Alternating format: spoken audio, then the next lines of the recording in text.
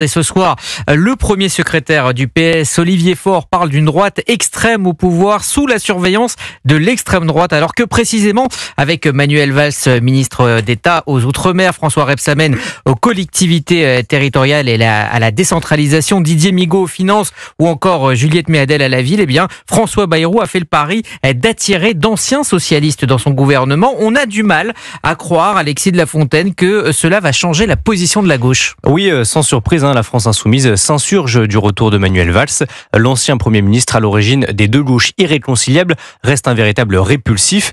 L'insoumise Mathilde Panot annonce déjà déposer une motion de censure contre ce gouvernement. Un sentiment de dégoût partagé par la patronne des écologistes Marine Tondelier. Écoutez. Je pense que François Bayrou, s'approche chaque jour un peu plus de la censure. Il pave le chemin de sa propre censure à chaque acte. Et il faut quand même dire que les gens de droite de ce gouvernement sont quand même très très à droite et que ceux de gauche, prétendument de gauche, je dirais, sont quand même pas très à gauche. Donc ce gouvernement n'est absolument pas équilibré. Chez les socialistes, la présence de leurs anciens collègues au gouvernement n'apaise absolument pas leur colère. Olivier Faure qualifie même ces nominations de provocation et accuse François Bayrou de s'être soumis à Marine Le Pen. Les 66 députés socialistes devraient donc eux aussi voter la motion de censure.